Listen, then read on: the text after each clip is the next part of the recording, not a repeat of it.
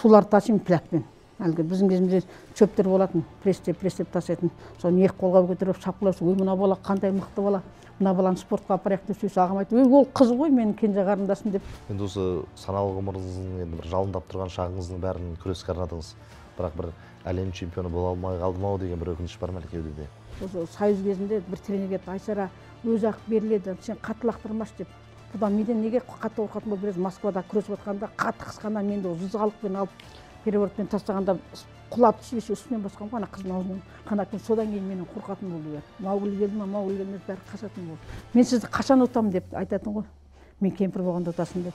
Енді біз күрес жүрген кезде бізге медалімізбен диплом алғанға мәжбүр жүріп беріпті ғой. Қазір қарасаңыз бір жай жарыстар өтіп жатса, мысалы, ақшалай премия беріп жатады, телевизор беріп жатады, холодильник беріп жатады, бәрін беріп жатады. Енді кейде бір компромиссқа келмей жатады, мысалы, сөзін ұғынбай отырады, ол кезде бір самбоның әдістері кетіп қалмай ма? Подъезде ұстасып қалған кездеріміз болған. Ұстасып қалып жамбасқа да салып жібердік. Енді халқым қалай деп ойлайды, ренжи ма, ренжімей ма? Мен тоқетерін айтып отырмын. Айсара Керімбекова бұл есім қазіргі жастарға таңсық болып естілуде мүмкін, бірақ 80-ші жылдары, 90-ші жылдары боз кілемде атой салып, көптеген халықаралық жарыстарда жүлде алған, Азия чемпионы болды, самбо күресінен, дзюдо күресінен де көптеген белестерді бағындырды. Бір сөзбен айтсақ, қазақ қыздарының осы күрес өнерінде көшін бастаған. Сол Айсара қайда жүр деген сұрақты біздің көрермендер көп деп қояды. Сол көпшіліктің сауалына жауап алу үшін Айсара апайымызды арнайы іздеп тауып қан едік. Бізде бүгін қонақта Айсара Керімбекова. Саламатсыздар ма? Қош келдіңіз тәте. Рахмет жаным. Айсара тәте, енді оқырмандар көптеп сізді сұрап жатыр, қайда жүр дейді, қазіргі тыныс-тіршілігіңіз қандай, немен айналысып жүрсіз? Қазір енді сол спорттан әлі де қол үзген жоқпыз. Көзіміз жұмылғанша спорттан қол үзбейміз. Енді еліміз үшін, жеріміз үшін, қазағымыз үшін деп еңбек етеміз. Қазір енді қалалық құрылыс колледжі бар Алматыда.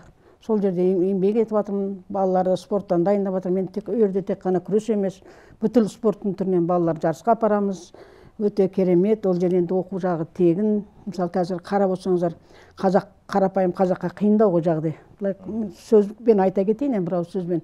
Мысалы, оқуымыз тегін. Ол жерде мысалы қанша 3-4 мамандық бар. Бірінші айта кетейін, өзіміздің қазақтың ұлттық аспаптарын жасау бар. Машинаның электр сызбасын жасайтын оқу бар. Сосын стройканың түрі бар. Сосын сварканың 2 түрі бар. Машинаның электр сосын дизайн бар. Сондай жерде жұмыс істеп жатырмыз. Енді балалар жарысқа апарамыз. Волейбол, баскетбол, футбол, тоғызқұмалақ қазақтың ұлттық ойындарынан да жарыстарға апарып, биіктерден көрініп жатырмыз. Құдайға мында рахмет. Енді күшіміз бар. Әлі жұмыс істеп жатырмыз. Алла тағала күш қуатын айырмасын. Енді Айсара Керімбекова, қысқа қайратын болсақ, самбо күресінен әлем чемпионатының 2 дүркін жүлдегері, Азия чемпионы, дзюдо күресінен КСР чемпионатының күміс жүлдегері. Енді бұндай ол кезденді қазақ қыздары өте сирек еді ғой күрес түрлерінде. Міне осындай дәреже жетіп отыр. Енді бірақ осындай дәреже жету үшін мұхит барын, бастау барын мұхитта біледі деп қазақ тегін айтпаған ғой. Енді өзіңіз айта кетсеңіз, жалпы осы қалай бастадыңыз, қалай келдіңіз, қай өңірде туып өстіңіз, спортқа құштарлығыңыз қай кезде оянды? Енді біз өзім туып өскен жерім Алматы облысы, Кеген ауданы, Ақтасты ауылында 960 жылы дүниеге келдім. Өзім қарапайым семьядан шыққам. Әкем қойшы болған, атамыз да мықты болған. Өзім әкем көкпаршы болған, өте көкпарды жақсы көрген, күресті жақсы көрген. Мен әкем енді қазақтар айтады ғой, ойпырмай деп, қазір қарапсаңыз, біздің қазақтың балалары ет жемейді. Менің әкем сол бір қойдың етін жеп тұрып кете беретін болған, жілікті қолмен сындыратын болған. Енді менен басқа үйде 10 баламыз ғой, мен 10-шы бала. Ағаларым бәрі күресті. Енді ол кезде ауылда өстік қой. Енді ауылда жүрген кезде балалардың бәрін ұтатын. Кезінде қой қырқым дейді, қой қырқамыз. Сол кезде ағаларым қой қырқатын. Сонда қой қырқып жүріп, бәстесіп балалармен мені күрестіретін. Сонда жезелеріміз болатын, енді жезе деп қалжыңдап ойнаймыз. Ол кезде әлгі ветврач болатын, мал дәрігер дейді, тағы да ағалар болатын. Сол кезде давай менің балдызыммен кім күреседі деп сөйтіп, сол кезде ауылда жүріп, балалармен бәстесіп жүріп, күрес жүріп, сол өзім ауылда күреспен айланысып жүрдім. Содан кейіннен Бәйчүк деген ағам бар еді, өзімді баққан. Мен 7 жастан жетім қалып, сол ағам баққан. Осы охотник болып істеген, мына Алматыда Динамо деген болды ғой. Сол Динамодан Кечлисин деген ағамыз болған, сол Динамоны басқарып отырған. Сол кісілер ауылға охотаға келеді ғой.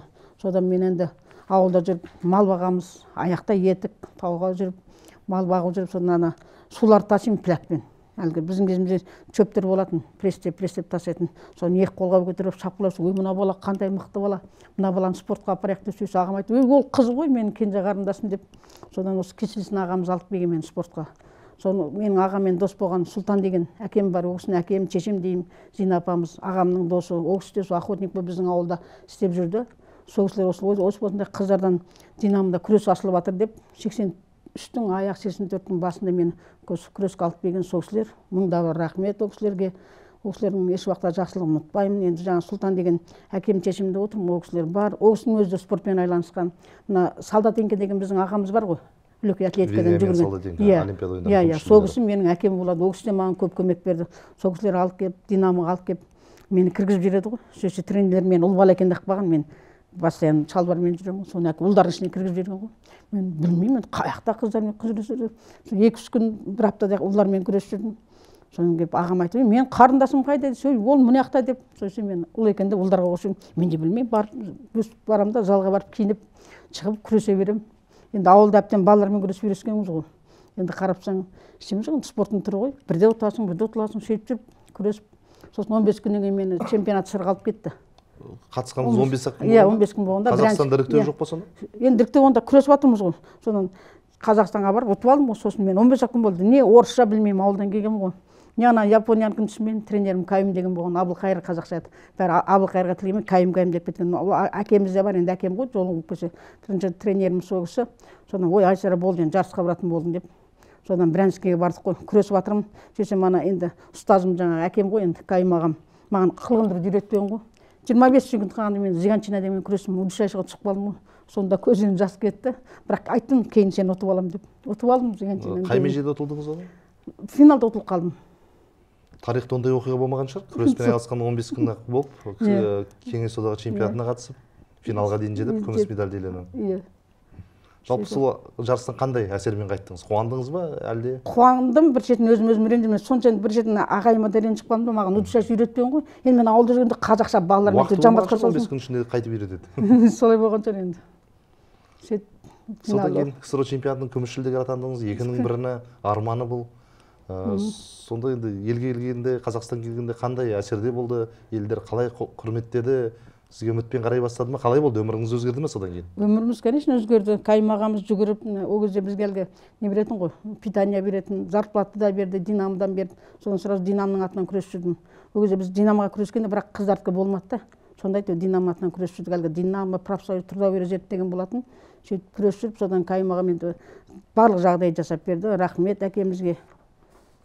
Жағдайымыз жақсы болды, Құдайға шүкір, аш жүрген жоқпыз, тоқ жүрдік. Ол кезде бір күнде сборницаға кіргенде, біз бір күнде 12 сомның тамақ ішетінбіз. 12 сом деген есептеңіз, 3 уақыт тамақ ішеміз. Ал мысалы сол кезде 500 соммен біз неге баратынбыз? Ресторанға баратынбыз. Сондай ақша алатын болдық. Сборныйға сразу кіргізді, сборныйға қатыстым. Не орысша білмеймін, сосын тренерім Кайым ағам самолетке салып жіберді, ана жақтан күтіп алады. Сөйтіп жүріп үйрендік қой. Сол кезде енді сіз енді қыздар күресінің көшбасшысы деп айтып отырған себебіміз енді әлемдік бүкіл одақтық деңгейде, әлемдік деңгейде тұңғыш жүлде алған спортшысыз ғой қыздар арасында. Жалпы басқа қыздар болды ма сізбен күресіп жүрген осы Қазақстан? Сол кезде қалай еді? Барысы қалай еді? 80 жылдардың. 80 жылдарда енді біздің артымыздан ерген қыздар болды. Қазір енді Сәуле Габдуллина. Олар кейінірек шықты, ол кезде ше. Ол кезде мен енді қазақтан жалғыз өзім жүрдім. Басқа ұлттар болды ма? Басқа ұлттар болды. Ұлттардың сосын Әзербайжанның бір қыз болды, ол да мұсылман қыз, ол 44-те күресетін, Арзу Атаева деген. Постоянно екеуміз біріміз күтіп алып, гостиницаларда не орын аламыз, 2 орындықты алып, сол екеуміз постоянно бірге жүретінбіз. Оғыз да марқұм болып кетті, дзюдодан, самбодан мастер орындап, сол Азияттан екеуміз ғана болатынбыз. Сөйтіп жүріп үйрендік. Содан көбіне күрескенде мені біздерді қысатын ғой, енді Совет өкіметі кезінде. Азияттарға кішкене қатал бар. Мен салатта мен мысалы финалға шығатынын білетті. Маған финалға шығатын қызды алатта слави командаға қояды, алатта мен мықты командаға қояды. Сонда бірінші алата қаланың қуаты шығар, екіншіден жүрек, намыс. Қазір намысқа тырысып, сөйтіп Құдайға шүкір биіктерден көтерілдік, арғайып, сөйтіп артымыздан сіңілеріміз еріп жатыр. Самбо мен дзюдоны қатар алып жүрдіңіз ба? Мен бірінші дзюдодан күресін, самбо кейіннен асылды. Самбода менің тренерім басқа кісі болды, Мамайынға деген кісі болды. Ол кісі оқуға түсірді мені. Оқуға түсті деген айтып атымыз бар, енді бірақ қайтыр оқу дипломды алып шықтық. Ол кезде сбордан сбор, жарыстан жарысқа кететінбіз. Мамайынқа деген сол кісі мені дайындады. Сол аралықта енді 80 жылдардың екінші жартысы, сон 90 жылдарға дейін қандай табыстарға қол жеткіздіңіз? енді ол кезде самбодан Бишкекке бардық бірінші. Ол кезде өзіміздің бір қызымызға кішкене орын керек болды. Соған бердім. Одан кейін Владивостокқа жарысқа бардық. Ол кезде бірінші орын алдым. Енді ол кезде өзімізбен бірге күресіп жүрген. Ол кеңес одағы тарап кеткен кезде ме? Иә, тарап кеткен. Жоқ. Оның алдында да СССР чемпионаты Брянскіде қатыстыңыз. Брянскіде қатыстым. Брянскіде қатыстым. Совет үкіметі кезінде айтып Совет үкіметі кезінде. Ол кезде СССР чемпионатында қандай межеге дейін жеттіңіз? Екінші орын алдым ғой. Ол жерде де? Ол екінші орын алдым. Өзімізде Алматыда Азиялар болды, Азия күресі болды, Кубок Азия болды. Ол кезде бірінші орын алып жүрдік. Командный күрестер болды. Сонда командаға тырысып әйтеуір мыңда бір рахмет, қыздарымыз жеңіп шықты. Ешқандай әйтеуір намыс қой бәріміз. Намысты қолдан бермей ұтып шықтық. Командный болып. Өте дұрыс. Енді тәуелсіздік алған алғаш жылдары тоқтасаңыз, енді Қазақстан дербес команда ретінде түрлі жарыстарға қатысып, соның көш басында сіз де жүрдіңіз ғой, сіз де күрестіңіз. Сол бір жарыстарға жаңағы Владивостокқа бардыңыз ғой, Азия чемпионатына. Иә. Енді сол кезде барған кезде кішкене жағдайымыз қиында болды, спонсор болмады. Соны как раз медеуде жүргенбіз, күресіп жүрдік. Сонда біз медеуге не қыламыз, Шымбұлаққа қарай жүгіреміз, күресіп жүрдік. Сонда енді айтып жатты да, осындай қазір ақша болмай жатыр деп, бір-екі күн қалғанда сен бармайтын болдың деп.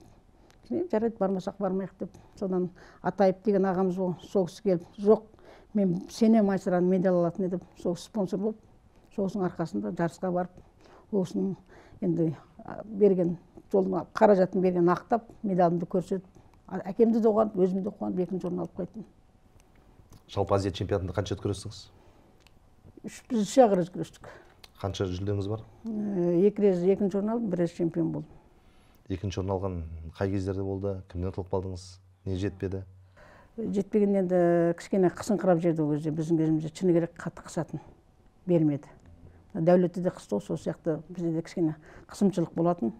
Мысалы 4 балға тастасаң 2 балл береді, 1 балға тастасаң вообще бермейді.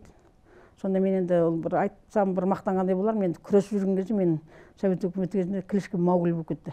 Мен көбіне тыңдамай до конца лақтыратынмын ғой. Содан сондай лақап атым сондай Маугли болды. Сөйтіп жүріп, енді Құдайдың берген күшімен бәрін ұтып шықтық. Құдайға мыңда бір рахмет.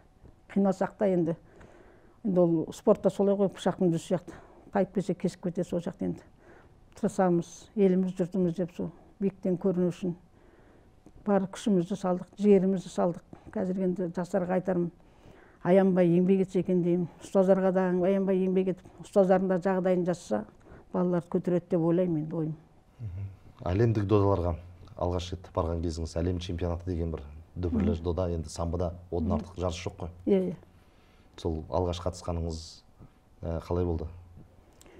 Енді қатысқанда біз Спартакиадаға да барып жүрдік қой. Ол кезде Қайрат марқұм болып кетті, сол бауырымыз бәріміз бар, Кайым ағамыз алып барды. КСР халықтар спартакиадасы. Иә. Сол кезде Қайрат чемпион болып қайтты. Ол сол кезде как раз біз аэропортқа кіріп бара жатқан кезде ғана біздің тренеріміз Кайым ағамыздың иығына қарай құс отырып қойды да. Үлкен сосын айтып отыр, менің балам чемпион болады деп.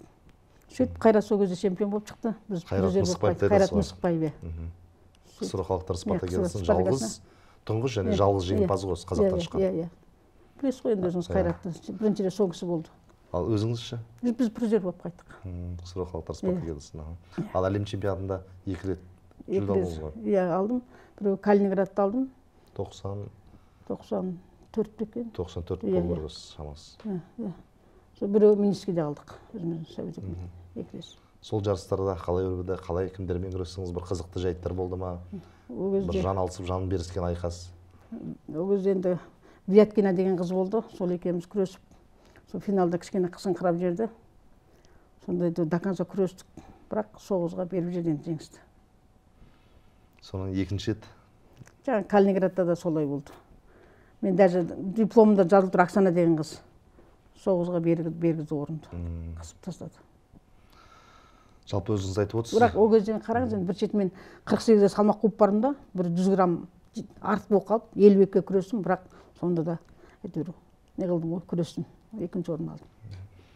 Енді осы саналы ғұмырыңыздың енді бір жалындап тұрған шағыңыздың бәрін күреске арнадыңыз. Бірақ бір әлем чемпионы бола алмай қалдым ау деген бір өкініш бар ма кеудеде? Енді ешқандай өкініш жоқ. Біз енді өзіміз чемпион болсақ та артымыздан міне қазақтың қыздары өсіп жатыр ғой. Қуанамын. Солар енді өкінетін ештеме жоқ. арба жүре түзеледі дейді ғой. Артымыздағы балалар өссін, солар чемпион болсын. Совет өкіметінен ол 2-ші орын алдың өзі де қиын еді. Біз мысалы чемпионат мерғап алу үшін 15 республиканы ұтуымыз керек болады. Соны ұтып шыққаннан кейін өзі железный чемпион мер болып барамын дейсің. Есіңізде бар ма Ғалымжан деген? Жылгелдиев. Екеумізді Америкаға баратын кезде екеуміз Москвадан, ол кезде бізді через Москва жіберетін. Екеуміздің документіміз дұрыс болмай қалып, екеуміз де дұрыс емес деп, просто екеуміз де қайтарып жүріп, екеуміз де басымыз салбырап қайтқан кезіміз де болған. Елдос Сметовтің бапкері ғой қазір? Иә, Елдос Сметовтің бапкері. Ғалымжан. Сондай қиянатқа көп баратын дейсіз ғой? Иә, көп баратын. Енді ағаларымыз бізде енді Кеңес одағы қысты көп қиянат көрсетті дейді. Енді кейде ойлаймыз ғой, жеңілгеннің сөз құрысын дейміз да. Ал жалпы солай нақты болған екен ғой сонда? Болды. Біраз мен енді айтып өтейін, енді бір мақтанғандай болмайын. Біз мына Харлампиевтің жарысы ғой, самбо. 3 рет ұтып алдым мен. Кіші әлем чемпионатына баланған. Иә, Москваға барғанда сондай бір неде финалда күресіп жатырмыз. Сосын енді анау сәпсем қысып жатыр да, сонда как солдаттар біздің сөйлеседі, қазақтар бар екен да, сол жерде қазақтар деген айғайлап жатыр. Все равно сонда әйтеуір финалда ұтып алдым. 3 рет ұтып алдым. 3 рет қысты, бірақ 3 ретінде де ұтып шықтым. Анатолий Харлампиев самбоны ашқан ағамыз. Әлемдік самбоның негізін қалаушы. Қалаушы. 8 мартта жылда сол Харлампиевтің жарысы өтетін. Жалпы сіз айтып отырсыз, жаңағы айтып отырған бапкерлеріңізді өзіңіз айттыңыз, жеке бапкерлеріңіз, Владимир Мамаенконы айттыңыз, Алексей Атаевты айттыңыз. Тағы қандай жалпы бапкерлерден, осы еліміздің самбо, дзюдоның төңірегінде жүрген мамандардан кімдерден бір қамқорлық көрдіңіз, кімдерден бір көп нәрсе үйрендім деп айта аласыз? Чебетюк ағамыздан көбіне үйрендік. Ол кісі өзіміз қазір Қазақ академиясында істеп жатыр ғой. Сол кісілер бар. Бұғыбаев ағаларымыз бар. Ол кісілер басқа күрестен болса да кішкене бізге жігер беріп, күш беріп тұратын. Ол ағаларымызды ұмыту мүмкін емес. Ол кісілердің қаншама еңбегі сіңді. Рахметім шексіз ол кісілерге. Енді жаңағы айтып отырсыз ғой, өзіңіз сіз әлем чемпионатында 2 рет жүлдегер атандыңыз, 2 рет күміс алдыңыз ғой. Иә. Бірақ алтын медаль ала алмадыңыз. Бірақ араға жылдар салып атап айтар болсақ, 1995 жылы Токиода өткен әлем чемпионатында Сәуле Ғабдуллина жарық етіп шығып, қазақ қыздарының арасында тұңғыш әлем чемпионы атанды. Қарап отырсақ, тек самбо емес, бүкіл спорт түрлерінен ғой демекер. Сол Сәулеге сіз өзіңіздің күртешеңізді, спортты қояр сәтте күртешеңізді сыйға тартқан деген әңгіме бар. Ол Сәуле бүйтетін ғой, осы айтады. Ол мені Апашка деп қоятын осы. Жарысқа шыққанда айтады, Апашка маған кимоноңызды беріңізші, финалға шығамын. Мен сіз сияқты чемпион боламын деп. Сол алып келіп, сол Сәулеге өзім көп көмектесетін. Күрескенде де өзім жақын тартып, бауыр басып күресетінбіз. Мен сізді қашан ұтамын деп айтатын ғой. Мен кемпір болғанда ұтасың деп. Ол енді 56 килограмм салмақта бір күні Валя Камсулваны білесіз ғой. Ол енді алып, Айсара, мен сенімен күрескім келеді, мен сені ұтқым келеді дейді. Сонда 1-2 рет лақтырып жедім ғой, сонда намыстанып кетеді. Бірақ енді Валямызда, Сәулемізде екеуде қазір биіктен көрініп жатыр. Валямыздың өзі қазір қаншама қыздарды көтеріп жатыр, тренер болып істеп жатыр. Төреші болып жүр. Иә, төреші болып жүр. Сәуле Ғабдуллинаның енді өте еңбегі көп, жақсы күресті, намысшыл қыз болатын. Аллаға бір рахмет, енді өмір жасы ұзақ болып. Күртешіңіз қай кезде сыйға тарттыңыз? Бітіп жатқан кезде, Қазақстан бітіп жатқан кезде күресім Сәуле Ғабдуллинаға подарок етіп кетті. Арқалықта сол чемпионат Қазақстан болды. Сол кезде күресіп жатсақ, оның әпкесі менімен құрдас болатын. Сәуле қалай қиса, солай қиса, былай қиса әйтеуір. Сәулеміз молодец, өте намысқор қыз болатын. Енді жаңғы Сәулеміз емес, Жамал Бозбамыз бар. Ақтөбе жақтан Абдулина деген қызымыз бар. Сәния Махамбетова бар Атыраудан. Артымыздан өткен Алмагүл Кашина. Енді Құдайдың мыңда бір рахмет, қаншама қазақ қыздар еліміздің әнін ойнатып, туын көтеріп жатқан қыздар бұдан да көп болса екен деген ойдамын. Өте жақсы, әрине. Енді біздің естуімізше сізбен кездесетін естіген кезде жеребе тартылады ғой онда. Естіген кезде қарсыластан көбі бәсеке басталмай жатып, сарылып уайымға түседі дейді. Сонда сізден неге қорқатын? Мен енді мақтанбайын, енді күрескенде өте қатты күресетінді қыз балаларды. Мен өзім коронный пирамид, мысалы қарасаңыз, 10 күресетін адам келесе, соның бірі солоқай болатын. Мен солоқай болатым да. Енді любой адам қазақта күрескен жамбасқа кіреді, алдан чалуға күреседі да, мен өзім ана көтер бұттан алып тастайтын переворот. Сол маған ыңғайлы болатын. Біраз даже осы союз кезінде бір тренер келді, Айсара, өзі ақ беріледі, сен қатты лақтырмаш деп. Бұдан менен неге қатты қорқатын болды, біраз Москвада күресіп жатқанда қатты қысқаннан менде зызғалықпен алып переворотпен тастағанда құлап түспесе үстінен басқан ғой ана қыздың аузынан. Қанақпен содан кейін менен қорқатын болды бәрі. Маугли келді ма, Маугли келмеді, бәрі қашатын болды. Сол кілішкім солай аталып кетті. Күрескенде бір минутқа жетпейтін. Сол переворот, мысалы, переворотпен тастағанда, бір тастағанда 4 болып отыратын. 3 рет тастаймын, болды, сөйтіп ұтып кететін. Жалпы Қазақстанға сізге енді бәсекелес болатын біраз болса да бір қиындық туғызған қарсыластар болды ма? Енді Қазақстанда енді ешкім ұтылған жоқпын қыздардан. Қанша ұттыңыз Қазақстан чемпионатын дзюдоны? Жылда ұтып жүрдім ғой. Самбодан дзюдоны? Самбодан да дзюдоны ұтып жүрдім. Дзюдоға неге әлемдік додаларға қатыспадыңыз? Енді біздің кезімізде болмады ғой. Біздің кезімізде болмады. Барымен күрестік енді. Кейіннен ашылды ғой бәрі. Енді өзіңіздің спорттық ғұмырыңыз бай ғой, енді соның ішінде бір ерекше есіңізде қалған бәсеке жеңіліп жатып жұлып ба, немесе ұтып жатып бір сан соғып қалған сәттеріңіз бар шығар, сол бір ерекше есіңізде қалған, жадыңызда қалған бір жекпе-жекке тоқталсаңыз. Енді жекпе-жек болғанда бір кезде болды, осы ұтып жатырмыз бір немен, тоже Россия жақтың қызы. Соны енді ойлап қалдым, енді балиоға түсіп қалдым да. Ой, бармай соншама бразоктың бәрін жасап келіп, енді санаулы секунд қалды, енді ол балиоға тартып жатыр да, чыдап алып шығып кеттім, сол әлі есімде, соны ұмытпаймын. Санаулы секунд қой енді, секундтың өзінде мысалы бізде ипон дейді. Мысалы қанша базар юка бәрін ұтып тұрып, мысалы соңғы секундта ипонға түсіп қалуыңыз мүмкін. Мен де ойлап жатырмын, базар юка көк бәрі менде ғой деп тұрмын, енді балиоға тартып жатыр. Сонша чыдап берілмей, сол әлі есімде, бірақ бермедім, қолым ауырды, сонда да бермедім балиоға. Сөйтіп ұтып шықтым. Есімде қалды, оны ұмытпаймыз енді. Жалпы самбомен де күрестіңіз, дзюдомен күрестіңіз, соның қайсысы сізге, өзіңізге, жүрегіңізге жақын болды? Енді екеуі де жақын деп айтамын. Өте қатты жақсы көремін. Енді самбодан қарапсаңыз, самбоның правиласы қиындау кішкене. Самбода мысалы қызыл линияға тұрып қалсаңыз, одноименный захват ұстап қалсаңыз, көбіне неғып тастайтын замечание беретін. Самбода қазақша күрес сияқты захваттың бәрін ұстап, мысалы ұзақ ұстап жүрсеңіз де сөйтіп жүре беретінбіз. Көбіне соны айтады, самбодан күрескен жеңілдеу деп көрі қыздарға айтатын, самбо жеңілдеу ғой деп. Бірақ қарапсаңыз, мысалы сіз бір мүшекті алып бір орнына бір орынға қоймайсыз ғой. Екеуінен де қиындау. Енді мысалы бір адам деген кімнің ұтылғысы келеді, ешкімнің ұтылғысы келмейді. Сен айтып отырмыз, қазір енді күрестің сан алуан түрінде қыздар көптеп жүр міне. Күрес тұрмақ бокста да қыздар бар. Одан тұрмақ аралас жекпе-жекте де бар. Одан да қатал спорт түрлері ғой. Ал біздің кезімізде күрестің өзіне де көп жағдайда ата-аналар тыйым салып жататын. Жалпы сіз сол кезде балуан қызға деген халықтың, көпшіліктің, туған туысқандарыңыздың өзіңіз көзқарасы қандай еді? Қой, сізге қыз балаға қол болмайды деп сізге де бір ескертіп айтқандар болды ма? Жоқ, біз енді маған ешкім айтқан жоқ. Мен наурыз туған туысқаным бәрі қуанды, ризашылықтарын білдіріп жатыр. Енді мысалы қазір қарапсаңыз, жастардың қазір көбі бұзылып жатыр ғой. Қарапсаңыз, мен жүрегім ауырады. Енді мысалы мен әке-шешем болған жоқ, туған туысқандардың бәрі біздің биіктен көрінгенімізге, сол күрес жүргеніме ешкім қарсы болған жоқ. Бәрі наурыз қуанып, рахметін айтып, осындай жолға түсіп, ата-бабамыздың, еліміздің, жеріміздің несін көтергенге мұнда бір рахметін айтып жатыр.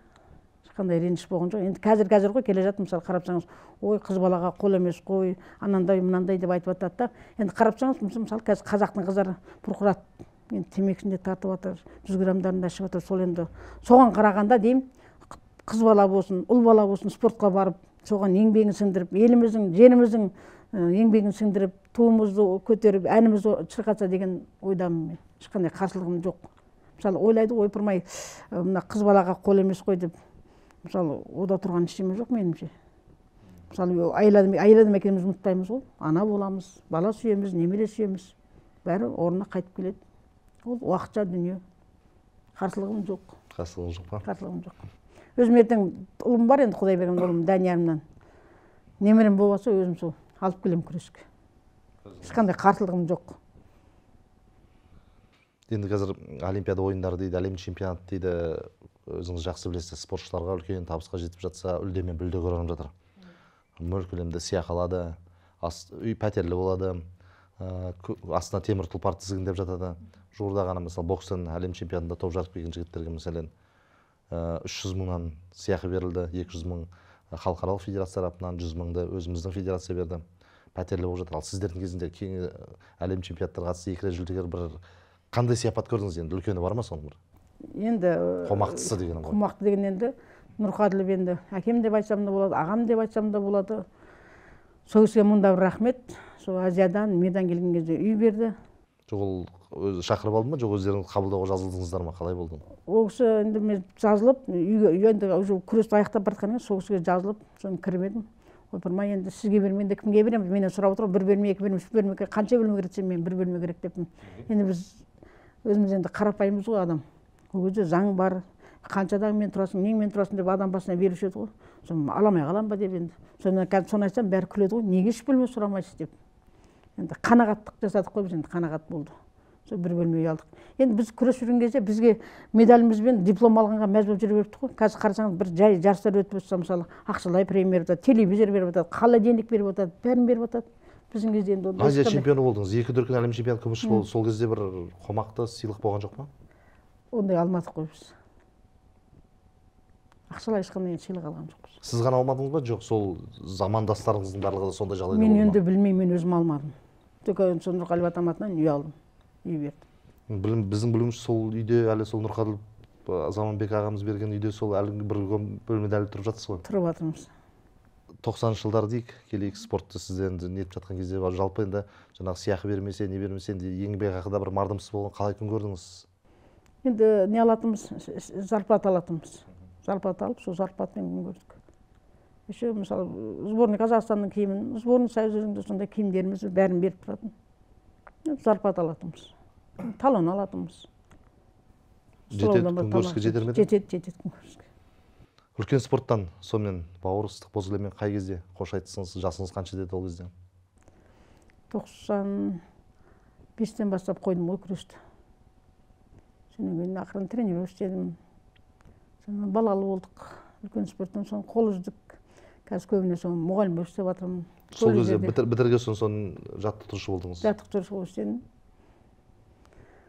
Біраз кішкене балалар дайындадым. Осы қаланың ішінде жарыстарға апардым. Соны балалы болған, енді өзімізге көмектесетін адам болмағаннан сол мектептерде, колледждерде мұғалім болып жұмыс істеп жатырмын. Бір сұхбатыңызда естіп едім, саудамен де айналыстым дедіңіз, ондай болды ма? Болды, саудамен де айналыстым. Қазір мысалы кеска деп атады ғой. Кесканы да пірсілдерді болып, қаншама жыл істеп келатырмын, әлі де істеп жатырмын. Ол енді халыққа қызмет істеп жатырмыз ғой, қарап тұрсаңыз. Күн демей, түн демей звондайды, ойбай су кетіп қалды, паровой жарылып кетті, труба жарылып кетті дейді. Жүгіріп барып, оны да үйреніп алдым. Адам қарап тұрсаңыз бәрін үйреніп екенсіз. Сантехник келгенше астына подвалға түсемін, қараңғы болсын, 2 болсын, 3 болсын, астынан суларды өшіре саламын. Балалар келгенше үстіп үйде су алып кетпесін деп. Сондай бәрін үйрендік. Кесканында жұмыс оңай емес қой енді? Оңай емес, қаншама халықпен жұмыс істейсіз. Кейбіреуі бермей жатады ақшасын, тиесілі біреу беріп жатады. Ол мәселенің де бар ғой. Оның да мәселесін шешеміз. Барып, ақырын жылы жүрсін жыланынан шығады дейді ғой. Айтамыз енді. Жаңа сіз тұрып жатқан жоқсыз, адамдар керек, мысалы, содержание дом дейді ғой, үйлерге төленетін, сол ақшаны кейбіреулер төлемей отырады. Сен дұрыс істемейсің, бүйтіп жатсың, сөйтіп жатсың деп мен айтамын. Көріңіз көріп тұр ғой. Мен мысалы, дворниктің жұмысын кейде өзім істеп кетемін. Мысалы, қарапсаңыз, ол одан тұрған намыстанатын ештеме жоқ. Таңертең тұрып сыпырысып, немерелерімді де үйретемін, ағамның балаларына үйретіп жатамын. Айтамын, ертең жейтін тамағың, соларға айтамын, істеймін дворник болып. Сыпырып кетесің, ертең жинап кетесің. Солармен бірге шығып сыпырып жинап кеттім, ода тұрған ештеме жоқ. Мен үшін ол бір зарядка болады. Қозғаласыз, жүресіз, жүгіресіз. Енді кейде бір компромиссқа келмей жатады, мысалы, сөзін ұғынбай отырады, ол кезде бір самбоның әдістері кетіп қалмай ма? Енді қысып алатын кезіңіз болады ма? Қысып алатын болады енді, қысатын жерде. Кейде ер жігіттер кішкене сілкім кетіп қалса, мен де кетіп қаламын. Ондай әңгіме болған. Подъезде ұстасып қалған кездеріміз болған. Ұстасып қалып жамбасқа да салып жібердік, қызыллықпен. Кейіннен қол алысып бопты енді, сенен де кетті, менен де кетті деп бір-бірімізден кешірім сұрап. Өмір болғасын бәрі болады. Өмірдің бәрі қызығын көріп өтейік. Жаңғы спорт демейді. Енді спортта халқым үшін жүгірсем, қазір КСК-да жұмыс істеп жатсам, халқым үшін жұмыс істеп жатырмын. Қызмет көрсетіп жатырмын халыққа. Жақсылық жасап жатырмын деп ойлаймын. Үлкен спорттан қол үзгеннен кейін, мысалы кезінде енді жаманды жақсылы болса да бір енді жаңағы жалақы аз болса, не болса да бір Қазақстан спортының бір жұлдызы болдыңыз ғой, спортты қойдыңыз. Сол кезде бір әдетте біз енді спортшыларды көріп жүрміз ғой, үлкен спортты қойғаннан кейін біраз бір күйзеліс болады, бұрынғыдай сый құрмет болады, оның бәрін сездіңіз бе өзіңіз? Бұрынғы арқаңыздан қағып жүрген ағайларымыздың теріс айналғанын, қасыңызда мыңдаған демейік, жүздеген достарыңыздың жоқ болып кеткенін, соны қалай әсер етті сізге? Болды ма ондай? Болды ғой, енді әсер етті, жүрегің ауырады, ойлайсың, айтамын, ойпырмай соншама еңбектен енді ешкімнен, бір құдайдың арқасында денсаулығымыз бар, ешкімнен нан сұрап жатқан жоқпыз, жұмыс істеп жатырмыз, зарплатамызды алып жатырмыз, енді ешқандай қомақты ешкімнен ешқандай көмек көрген жоқпын. Өкінбеймін де. Бұл дүние уақытша дүние ғой, ештеме жоқ. Жейтін нанымыз бар, жататын төсегіміз бар, ешкімнің алдына бас иіп жатқан жоқпыз, адал еңбегімізбен қызмет етіп нанымызды тауып жеп жатырмыз. Енді ел спортына бір елеулі еңбек сіңірдіңіз. Қателеспесем, самбодан халықаралық дәрежедегі спорт шеберісіз, дзюдодан спорт шеберісіз. Талай жыл тер төктіңіз. Сол күрес түрінде барлық жарыстарға қатыстыңыз, жүз жеңіс тұғырына көтерілдіңіз. Қазір айтып отырсыз, балалармен жаттықтырам деп. Ал ұлттық құрама сапына дегендей, бір республикалық деңгейде, ірі деңгейдегі жарыстарға сіздей маманға бір сұраныс болған жоқ па? Бір қызметтің тізгінін ұстатуға шақырды ма? Жоқ, шақырмады. Жастарға тәжірибемен бөліссін деп ондай бір ұсыныс болған жоқ па? Шақырмады, ешқандай ұсыныс болған жоқ. Тренер істейсің ба деп ешкім шақырған жоқ. Бұның енді бұл өте күрделі тақырып қой. Жаңа айтып отырмыз, мәселен, шетелдік мамандарды қазір көп шақырып жатыр. Енді кейбіреуінің пайдасы бар шығар, енді еңбек етіп жатқан шығар, енді обалына қалмайық ешкімнің. Бірақ енді көп жағдайда сол бекер босқа кетіп жатыр ғой, көкке жерге ұшып жатыр ақшам. Сіз қалай ойлайсыз, шетелде мамандарды шақыртқан дұрыс па? Ел спортының, ел күресінің көсегесін көгерту үшін, әлде өзімізде де сондай маманды бар деп ойлайсыз ба? Енді қазақта мақал бар ғой, енді өзіңді ұлттан болғанша өзіңді сұлтан бол деп. Бірақ қарапсаң, енді біздің қазақтың қаншама намыскер жігіттеріміз бар, қыздары бар, тренер болып істейтін, ұстаз болып істейтіндер. Енді мысалы сол кісілерге, мысалы бізге қарапайым аз зарплата аз төлейді. Ал шетелден келгендерге бәленбайлы ақша төлеп отыр. Сол ақшаны өзіміздің қазақтарға жағдайын жасап, мысалы біреудің үйі жоқ, біреудің жайы жоқ, бала шағасын бағу керек, біреуді мынандай. Сонда өзіміздің қарапайым қазақтарға жағдай жасап, өзіміздің қазақ, қанымыз бір ғой, қазақ, жақын, намыстан дайындайды деп ойлаймын енді. Шетелден оларды алыстан арбалағанша жақыннан дорбалап, өзіміздің елімізден, жерімізден ұстаз табылады деп ойлаймын. Енді халқым қалай деп ойлайды, ренжи ма, ренжімей ма, мен тоқетерін айтып отырмын. Енді шетелге асатпай жатып құлдық деп жүрміз ғой, онымыз рас қой. Өз мамандарымызға сенім артуға болады дейсіз ғой. Болады. Ал қазір өзіңіз күрестіңіз, енді жаңа айтып отырсыз, мен сіздің енді нағыз шарықтап тұрған шағыңызда қарсылас болған жоқ деп. Бірақ енді кейін қарындастарыңыз өсті ғой, сіңлілеріңіз өсті ғой. Яғни жақсы нәтижелер көрсетті. Солардың арасында мәселен барлығы бапкер болып кетті ма, жоқ әлде спорт оларда дәл сіздей жағдайды кешіп жүргендер бар ма арасында, өзіңіз айтып отырған жаңа сіңлілеріңіз, балуан? Жоқ, енді бәрі тренер болып істеп жатыр, қыздардың бәрі. Жамал да тренер болып істеп жатыр, Сәния да тренер болып істеп жатыр. Искакова Гүлнар деген қыз болған, оны білесіз ғой, кішкентай 44 килограммда ол қызды мен алып келгенмін неден, Екібастұздан. Осы қалаға алып келіп, жақсы күреседі деп тасып сүйреп, ол кәдімгі өзіміздің жаңағы Байзақовадағы Олимпийский училищеде оқыды, күресті. Сіңіліміз де қазір тренер болып істеп жатыр. Қыздарымыздың бәрі сол спорт жағында жүр. Бәрі сол тренер болып істеп жатыр. Енді сол бұрыннан келе жатқан мен, сол енді мұғалімдікке ауысып кеттім да, сол кішкене көңілімде қалды, көңіл бөлмеген соң тренерден кетіп қалдым. Сонда енді сондай дәреже жеткен спортшыны бірде-бір ұсыныспенге айтқанға сенудің өзі қиын екен. Ал бәлкім қазірде қарап отырсақ, бабыңыз екеніңіз, жаттықтырушылық жұмыспен айналысып жүрсіз, енді балалар болса жаттықтырып жүргенсіз. Қазір қызметтің бір тұтқасын ұстатса, қалай ойлайсыз, дөңгелетіп әкете аламын дейсіз бе? Неге әкетпеске? Кішкентайымызда алып қызығушылық болды. Қазір наоборот баламызды көтерсе екен, жастар көтерілсе екен деген ынтамен дайындауға шамамыз келеді. Құдайға шүкір, күш бар, қуат бар, намыс бар, жігер бар. Дайындауға шамамыз келеді. Жақсы, енді біз қарап отырмыз, енді расында да жаңағы үлкен белестерді мысалы бағындырып отыра, осындай спортшыларымызға мына осындай қолдау көрсетпей жатыр. Сіздің енді табысыңызға қуанған кезінде енді менің арқамда шыққан деп айтқан азаматтар болды, солардың біреуінен де ұсыныспенге арасында да қынжылады екенсіз. Сізде де бар ғой бір қынжылыс? Бар. Өзіңіз бақылап отырасыз ба қазіргі спортшылардың самбо мен дзюдоның барысын, қалай дамып жатқанын? Бақылаймыз ғой, енді қарап отырып, сол қыздар үшін шын жүрегімізден осылар өтсе екен, осылар биіктен көтерілсе екен, қазағымыздың намысын жібермесе екен деген әрқашан ол жүрегімнен кетпейді. Спортта қалай жүріп күрессем, жаныммен, тәніммен оларға бәлет етем. Енді рахметім шексіз қыздарға. Олардың да солардың да жағдайын жасаса екен деймін. Мысалы, қаншама адам травмалап спорттан кетіп қалғаннан кейін көңіл бөлмей кететіндер көп. Мысалы, мен Әмен Тұяқов ағамыздың да бір ауыз әңгімесін естігем. Ол кісі жеңіл атлетикадан аяғы ауырып Қытайға емделуге барам дегенде ешкім көмек берген жоқ. Сол кісінің өзінің сондай әңгімені естігенде мен өте қатты қиналдым, қынжылдым. Сол ағамызға неужели сонша ешкім қаншама мысалы қайда бір шетелден келіп жатқан әртістерге әншілерге ақшасын шашқанша өзіміздің қарапайым қазаққа неге жібермейді? Жоқ әлде менікі дұрыс емес па? Өте дұрыс. Өзіміз келгенде бір тартынамыз. Тартынамыз, тарлық көрсетеміз, өзекке тебеміз. Дұрыс. Өзіңіз деген замандастарыңыз кезінде кімдермен әлі де аралас-құрлас болып тұрасыздар? Қандай бір мықты спортшы өзіңізбен бірге күрескен, бірге жүрген, үзеңгілес болған сол атақты біздің саңлақтарымыз кімдермен араласып тұрасыз, кімдермен жақын дос болдыңыздар? Енді осы бірге күрескен қыздармен енді қазір WhatsApp деген бар ғой, WhatsApp-тан араласып тұрамыз, жағдайымызды сұрап тұрамыз. Рахмет, қыздар енді ұмытпайды, амандасып, келіп жатса, жағдайымызды сұрап, қалыңыз қалай деп. Әлгі қазақта айтқан ғой, көңіл бір атым насыбайдан қалады деп. Келгенде кіріп кетіп амандасып, жағдайымызды сұрап келсе, соған да қуанамыз. Бірге күрескен қыздармен араласып тұрамын. Қазақстан бір жеріне барып жатсам, қыздарды іздеп барам. Ой, апашкам келіп қалды деп дастархан жайып қарсы алады. Мыңда бір рахмет қыздарға. Өкпем жоқ, өзімен бірге күрескен. Мен қалай тер төксем, тер төгіп, олар да қиналып, бірге жүрдік, көшті бірге сүйредік. Ешкімге өкпем жоқ қыздардан.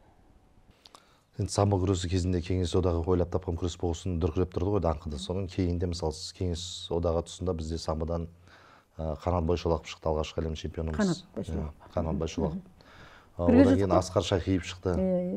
Екеуден де өмірден ерте озды. Солармен де аралас-құрластығыңыз жақсы ма еді? Ой, өте керемет, оларды еш уақытта ұмытпаймын. Ой деп Алмас Мұсабековті білесіз ба? Ол екеуміз 48 гостиницада бірге жаттым, келіп залға күресетін, бірге құшақтасып кетіп күресіп кететін күндеріміз де болған. Ғайсыр олай дұрыс емес, былай жаса, былай ет деп, олар да көмегін беріп айтып жүретін. Мына Кер ағамды есім алғым келеді, ол кісі. Ол кісі де қазір өте керемет ұстаз болды ғой. Соншама көз жұмылғанша коврға шыққанда біраз показательный приемдар көрсетті. Біздің қазіргі жас жігіттерден оның приемы ол кісінің өте керемет болды. Сондай немен, намыспен, жігермен қандай керемет, қандай артық майда жоқ. Енді былай қарапсаң, қазір жастар тренерлер қарасаң кейбіреу мысалы толып кеткен, қарын шығып кеткен, аршақ шығып кеткен. Енді мен енді оны спортсмен деп айтамаймын, енді намыстанып, осы мен сөзімді естіп, жігіттер кішкене өзін өзі тартып, кішкене жіптіктей болса екен деген ойдамын. Тренермін деп, ұстазбын деп айта алатындай. Өте дұрыс. Енді сіз айтып отырған самбоның академигі дейді ғой, Керей Қойшыбеков, осыдан 2 жыл бұрын өмірден озды. Әкеміз ғой. Өте керемет, бір шоғыр жастарды тәрбиеледі, қанша жұлдыздарды шығарды. Ұзақ жылдар бойы Қазақстан ұлттық құрама командасының бас бапкері болды. Жалпы сол кісі туралы енді аңызға бергісі әңгімелер көп қой. Өзіңіздің бір Керей ағамен болған бір қызық сәтті бір сондай бір әңгімені айтып бере аласыз ба? Қандай қызықтар болды? Енді Керей ағам бар, Жәкен Нұрлыбаев Саламатов, ол кісі менің тренерім, әкем деп айтсам да болады. Керей аға айтатын ғой, Айшара былай істе деп, осы коврға шығып қызып кететін ғой, ол кісі приемдарды көрсетіп, өте ризамын енді Керей ағама. Ұмыта алмаймын ол кісіні. Өте керемет. Енді балаларға да күресіп жатқанда, көрсетіп жатқанда, жас балаларға болсын, үлкендерге болсын, енді кәдімгі бір жас кезіндегідей де, мысалы ол кісінің енді еңбегі зор, өте жақсы көремін Керей ағамды.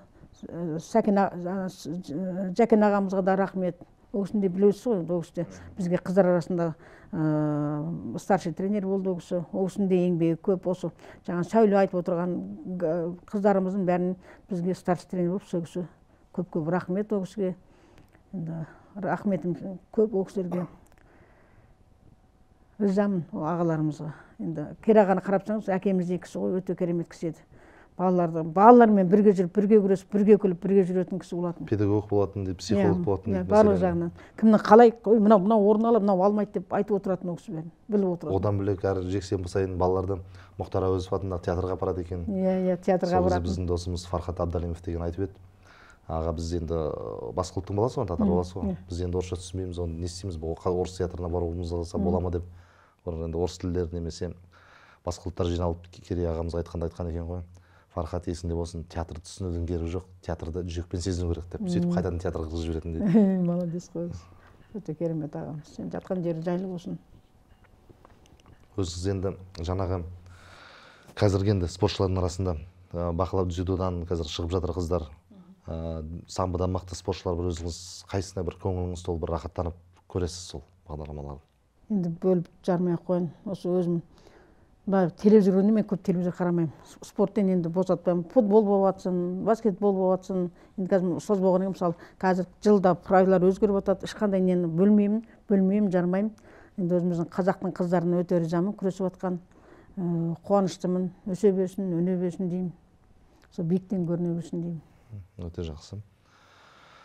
Жаңағы жастарды жастырып жатырмыз дейсіз, балаларды.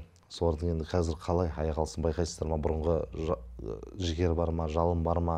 Сіз жаттықтырып жүрген балалардың арасында өзіңіздің ой пікіріңіз қандай қазіргі жастар осы самбомен дзюдода жүрген?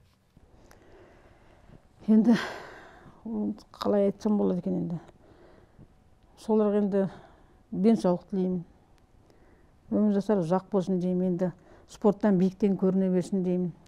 Оларға енді жігер, намыс, енді әлгі олардың осы биіктен көріне берсін деп айтамын. Жастар енді қазір мысалы біздің кезімізде 2 уақыт 3 уақыт тренировка істейтінбіз. Енді қазір мына өзімнің ауа райына қарай да, мына жеп жатқан тамақтарымызға қарай да жастарға көбі слабыйлау болып барады енді.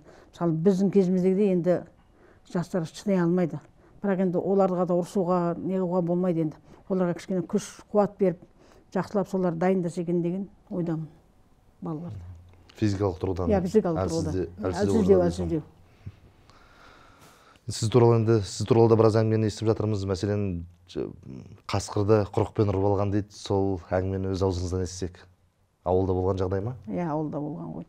Енді мен өзім ауылда өстік, біз ауылымыз таулы, нердің ішінде өстік қой, қарағай, ағамыз охотник болатын, постоянно айтатын, ой, мына қарындасымды алып алайын, біз охотаға шығады ғой, бұғы ел қуалағанда постоянно сол кісі ертіп алатын, иттерді жіберіп, солардың артынан қуалап, сол жаққа қарай былай шығарып берсе, сөйтіп айдап жүріп үйрендік қой.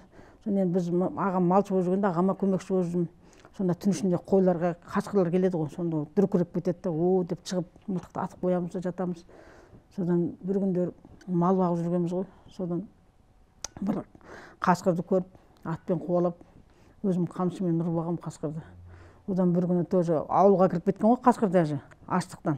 Содан бәріміз шуылдап шұрқырап, ойбай деп, көбі қорқатын. Айтам, ойбай қорықпайық деп, ауыл болып ұрып жатып, қора кіріп кеткен ғой. Содан күрекпен немен ұрып, ол қасқырды ұрып алғанбыз. Екі рет өзім. Біраз өзім жеке ұрып алдым, біраз ауылдағылармен сөйтіп ауылға кіріп кеткен қасқырды ұстап өлтірдік. Енді ауылда сіз өзіңіз айтып отырсыз, қарапайым отбасында мал бақтым, сөйтіп өсіп, содан кейін Алматыға келдіңіз. Бір ауыз орыс тілін білмесе, енді ол кезде жасыратын жоқ, Алматының 80% орысша сөйлейтін шығар. Ол қиналған кездеріңіз болды ма, бір қызық оқиға тап болған кездеріңіз болды ма, сол тіл білместіктің кесірінен? Тіл білместіктен болды, ол кезде біріміз беріп жеріп, сол передайды да білмей тұратынбыз күліп. Передай деп кейін күлетін болдық қой. Ол кезде біздің ақша беріп жүреді, кейде беріп жүреміз, тіліміздің жетпегендіктен сол билетімізді ала алмай қиналған күндеріміз болған. Жалпы ауылдан келдіңіз, енді қала таңғалдырған, қандай нәрсеге таңғалдыңыз ең бірінші келгенде? Енді ол кезде ауылдан көп шыға бермейтін ғой, расында да. Ауылдың өз тірлігі бар, өз қызығы бар, өз думаны бар. Қалаға келгенде біраз қызықты көрдіңіз ба? Көрдік қой, енді мысалы білмейміз, ойпырмай деп аузымызды ашып қараймыз, этажерлерді көрмегенбіз, енді тау жаққа шығып, шымылаққа шығып көріп, ойпырмай қандай керемет мыналар деп жүрегімізбен қуанып, қандай біздің еліміз байтақ, біз сонда ештеңе көрмегенбіз. Сөйтіп енді кейіннен шетелге де шықтық, былайға да жүргенде сөйтіп үйрендік қой, енді жастардың арасында жүріп, күлетін ойпырмай деп. Бір қызық болған, подружкам бар, Раджан деген, екеуміз әлі де күресіп, шөп жабып, сөйтіп жүретінбіз ғой, күліп. Сол екеуміз самолетқа отырғанда даже қызық болған, самолетке дәретханаға баратын жерін білмей, келіп ұстазымыздан сұрап жүрміз ғой, былай көрсетіп ашып, сондай қызық болған. Түсіндік қой, ауылда өстік, самолетті де көрген жоқпыз енді. Көрсек, машина көрдік, біздің кезімізде ең мықты машиналар мінетін қойшылар, атақшылар, жүгірілмен Волга еді ғой. Сондай келіп бәрін көріп, таңғалып отырмыз ғой. Сондай кереметтер болады екен деп. Жалпы шетелге шығып тұрдыңыз, жарыстарға қатыстыңыз, өз дәуіріңіздің бір мықты спортшы болдыңыз. Сол кезде мәселен айтып жатады ғой үлкен ағаларымыз. Мысалы, жаңағы Әбілсейіт Айхановты айтайық, немесе Абдысалам Нұрмахановты айтайық. Сол кездегі, сол заманның өзінде, мысалы, Әлжан Жармұхамед Мәскеуге келді деп, мысалы, кейбіреу кетті, кейбіреулер қалды, сізге де сондай ұсыныстар болып еді? Мен шақырды, Москваға шақырды, ойбай, бәрін жасаймыз, үйде береміз, машина береміз, Беларусьқа шақырды. Жоқ, мен айттым, бір жаққа барып, біреудің туын көтеріп, ән орнатпай қойын, барыма, нарыма деп, осы қазақ елімнен, жерімнен кетпеймін деп қазақ болып туылдым, қазақ болып кетемін деп ешқайда бармадым, ешкімге сатылмадым. Елімде, жерімде қалдым енді. Рахмет. Бұл бәрі уақытша дүние ғой. Ол әйтеуір жататын үйіміз бар, шай ішетін жеріміз бар, ешқандай өкініш ештеңе жоқ. Бәрі өмір өтті, кетті, ештеңе жоқ. Енді баламыз бар, енді балаға дейін үйіміз бар, жайымыз бар. Бәрі болады деп ойлаймын, ештеңе жоқ. Самлен денсаулық бізге, денсаулық болсын. Бәрі орындалып келеді ғой, жүк жүре түзеледі деп бәрі болатын шығар. Ешқандай өкініш жоқ. Сіздерден кейін көптеген мысалы қазақ қыздар шықты, өзіңіз айтып отырған жаңағы көптеген мықты спортшылар шықты ғой, расында қыздар арасында біз айтып отырған, солардың арасында сіздің ерекше өзі өнер ұнайтын осы, өз артыңыздан ерген балуан сіңлілеріңіздің арасында? Сәуле Габдуллинаны өзім өте жақсы көремін, туған бауырымдай. Қандай қасиетін ұнайтын? Өзі қарапайымдығымен, адамды сыйлаулығымен, апашкам деп жаны қалмай осы. Бір нан жапырақ нан болса да бөліп, апа сіз ішіңіз деп, осы шай берсе де бірінші беріп, апашкам ішсін деп сыйлап тұратын. Сәния Махамбетова. Боз кілемде қандай еді Сәуле? Үнді өте керемет енді. Жүрек қойын намыс, турас атып шығып. Соны шыққанда айтатын, ой апайым, қолыңыз беріңізші деп, құшақтасып, күш алатындай болып, сіздің жолыңыз берсін деп, айттым ғой, курткамды шешіп, менің поясымды тағып, курткамды киіп шығатын. Сонда айтады, сіздің неңізбен ұтып алдым деп айтамын. Өзің қара күшіңмен, бірінші Құдайдың арқасында өзіңнің күшіңмен ұтып алсың енді ол. Енді ол ырым ғой енді. Шығатын, апай мен сіз сияқты чемпион болам деп, не Құдайға шүкір чемпион болды. Әлемді мойындатты ғой, Сәулеге өте ризамын. Өзінің қарапайымды, ол да қарапайым серсінің, малшының қызы болған ғой. Қарап отырсақ, күреске қызып жатқан қыздардың көбісі қарапайым отырған шыққан. Негізі ауқаттылар немесе зиялы қауым өкілдері арасында да сондай балуан қыздар шықты ма? Ондай жоқ. Бәрібір қарап тұрсаң, үшкен бір ағамызда да Тұрлыханов ағаларымыз бар. Қыз балалардан? Жоқ, енді бұрыс айтып отырмын, бәріміз ауылдан шықтық. Енді бұландай қызметшінің енді жоғары ауқатты адамдардың қыздары жоқ. Бәріміз ауылдан шыққандар. Қарапайым. Ана Гүлнараны білесіз ғой, неден Ақтөбеден Олимпиадаға барды ғой. Исқақова? Жоқ, Исқақова ол жаңа Қырсайда өскен үлкен. Гүлнара Көшербаева. Ол да мысалы қойшының қызы міне, қарапайым. Бәріміз ауылдан қарапайым шыққандар. Күрескен бірмен, өзіме бірге жүрген бәрі қарапайым болды. Отбасы қарапайым отбасынан шыққандар. Сол қыздар күресі енді дамып жатқан кезде бір-біріңізбен қарым-қатынастарыңыз қалай болды? Өте жақсы, бір-біріміз сыйлап, үлкеніміз үлкендей, кішіміз кішідей жақсы жүрдік. Бірге баратынбыз, сол кезде дискотекаға баратынбыз, киноға баратынбыз, көңілді жүретінбіз, ешқандай қиналмайтынбыз. Енді біз дайындалған кезде өте тренировканы үш уақыт істейтінбіз ғой. Таңертең біздің зарядкамыздың өзі қазіргі балалардың тренировкасы сияқты болды. Осы үлкен стадионға жүгіретінбіз, мына Украина, Беларусь жаққа барғанда тоғайларды сайлап, оңғыртып жүріп жатырмыз ғой. Қазір ондайға жастарға шыдамайды. Жаңа Украина, Беларусь орында адасып қалмайық деп айтып жүгіретінбіз. Содан мына тауға нелерге жүгіргенде мамайынға күлетін ғой. Тау ешкі дейтін мені. Зымырап қалмайтын ғой. Медеуден Шымбұлаққа да жүгіретінбіз. Сонда күлетін ғой, біздің апашка мықты деп қыздар күлетін. Енді біз таудың адамыз ғой, тауда өскен. Мына Қызылорда жақ Шымкентте тау жоқ қой. Деп кішкене төмпеші тау деп күлетінбіз.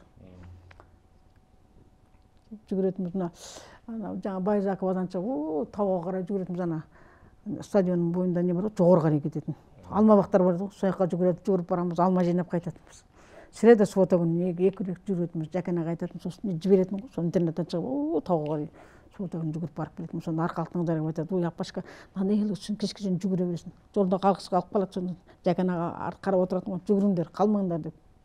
Сөйтіп жүгіретінбіз тауға қарай. Сонда жаңағы Алматыдағы Байзақов мен Шевченко көшесінің қиылысында орналасқан Қаркен Ахметов қазіргі атындағы сол спорт мектепте өзіңіз біраз жыл тұрдыңыз ба, оқыдыңыз ба? Сол жерде мен ол жерде оқымадым ғой, мен физкультура институтта оқыдым. Біз сонда тренировка істейтінбіз, сол жерде жаттығатынбыз.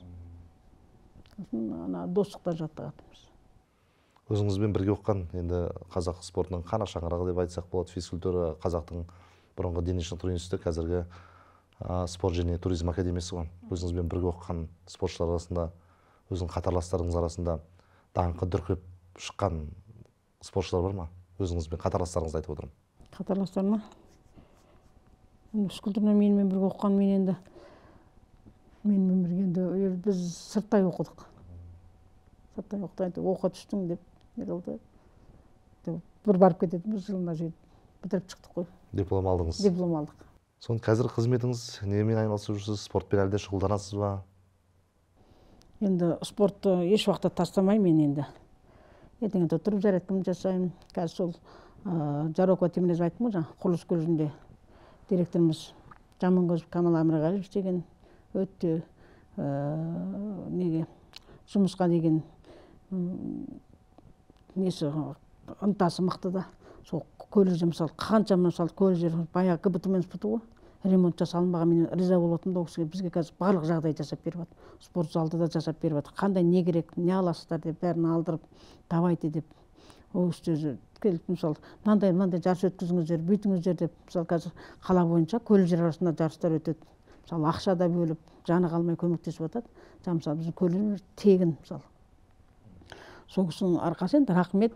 Сол жерде сыйлап жатыр, пенсияға шыққанша жүре беріңіз деп жатыр. Сол жерден балалар тәрбиелеңіз, көтеріңіз деп. Енді Больнидан, классиктен балаларды апардым. Осы колледждер арасында бір-екі балам чемпион болды, призер болды күрестен. Енді дзюдодан емес, вольник тастен апардым. Енді сол оқуға түскен балалар өздері сол жерде займастым ғой, сол ары қарай дайындап жарыстарға шығарып жүрдім балаларды. Қазақ күресімен де күреспіз ғой? Қазақ күресімен де күрестік қой. Барады апардым қазақ күресінен балаларды. Өзіңіз де күрестіңіз? Өзім де күрестім. Қандай жарысқа қатыстыңыз? Осы неде қаланың ішінде жарысқа қатысқан балалар, қыздар болмады, балалармен де күрестім, ұл балалармен күрестім. Соны күліп жатыр ғой. Апай сізбен күресеміз дейді. Күресейік, енді ештеме жоқ. Камераға шыққанда тұрған ештеме жоқ. Айсара әпке, біздің студияға келгеніңізге көп рахмет. Біраз әңгіме тегін ағатты, қызықты, тартымды әңгіме болды деп ойлаймыз. Енді сіздерден үйрену керек, кейін буын өкілдері. Сізге көп рахмет, бізге келіп көңіл бөлгеніңізге. Рахмет сіздерге. Ал сонымен құрметті көрермендер, бізде қонақта болған самбо күресінен әлем чемпионатының 2 дүркін күміс жүлдегері, Азия чемпионы, халықаралық дәрежедегі спорт шебері, дзюдо күресінен КСР чемпионатының күміс жүлдегері, спорт шебері Айсара Керімбекова. Сонымен біздің бағдарламаны ұнаса, құрметті көрермендер, көріңіздер, пікір білдіріңіздер, комментария жазыңыздар, әрқашан қолдап жүріңіздер. Жақсы күндер жолығайық.